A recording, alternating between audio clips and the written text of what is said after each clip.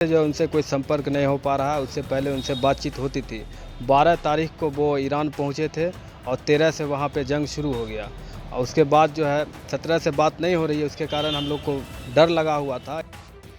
ये बेगूसराय के mechanical engineer Saifullah के भाई हैं, जो उनके ईरान युद्ध में फंसे होने से परेशान हैं।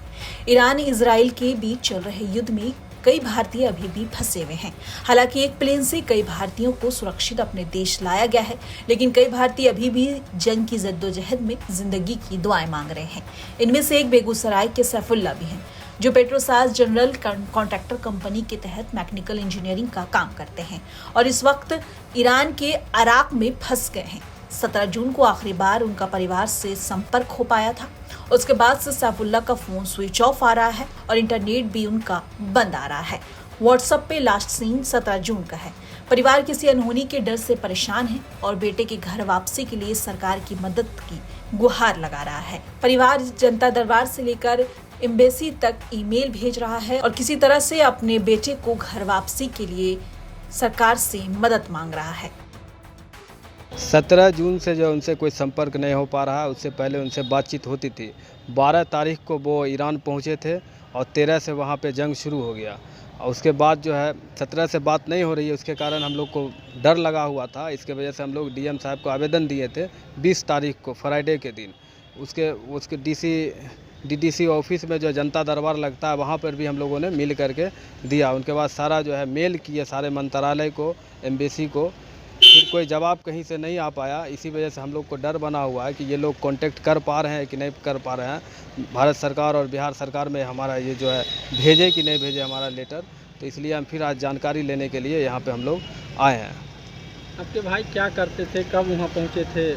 मेरे भाई जो मैकेनिकल इंजीनियर हैं और वो इस तरह से काम करते, शटडाउन में ज़्यादातर वो काम करते थे। इससे पहले भी देश में और विदेश में कई जगह 10 दिन 15 दिन 1 महीना के लिए वो जाते आते रहते थे।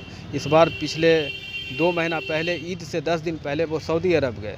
वहाँ कंपनी में काम कर रहे थे। वहाँ कंपनी काम ख़त्म होने के बाद कंपनी फिर ईरान भेजी 12 जून को और 12 जून को वहाँ पहुँचे। 13 से ये सब शुरू हो गया। लास्ट बातचीत कब हुआ था, क्या बातचीत हुआ था? लास्ट बातचीत उनसे मेरा 17 तारीख को शाम 5 साढ़े 5 बजे हुई थी। तो उसमें हम लोग पूछे थे, ईरान में जब हम लोग को खबर न्यूज़ में हम लोग देखे तो उनसे पूछे कि, तो वो बताए कि हम ईरान के अराक शहर में हैं और रिफाइनरी में वो काम करते हैं। तो उन लोग को टाउनशिप में रखा गया है। बताए थे कि बेसमेंट में हम लोग को रखा गया है, नेटवर्क इशू यहाँ पे बहुत ज़्यादा हो रहा है, नेटवर्क नहीं रहता है, ऐसा वो बताए थे। उसके बाद युद्ध देखे तो उसके बाद कोई कांटेक्ट ही नहीं हो पा रही है। फिर हम लोग न्यूज़ समाचार में हम लोग युद्ध का ये देख रहे हैं तो हम लोगों को डर बना हुआ है। मेरा पूरा परिवार जो है वो सहमा हुआ है कब क्या होगा।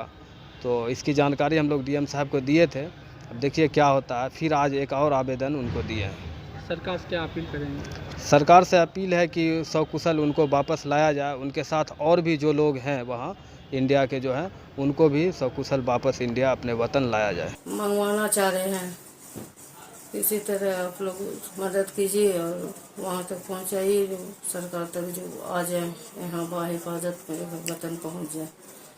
हम लोग बहुत परेशान हैं उनके लिए। जी मेरा लड़का लगाया था, कल एप्लीकेशन में दिया है पैसा दादा जी। तो आगे क्या हुआ, बात क्या होगी पता नहीं।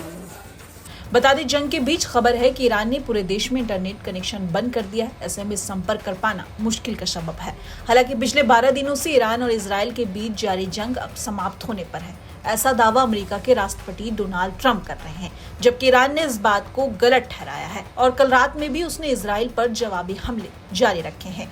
जब तक पूरी तरह से दोनों देशों के बीच सीज़फायर नहीं हो जाता और इंटरनेट सेवाएं बहाल नहीं हो जाती, तब तक संपर्क कर पाना मुश्किल है।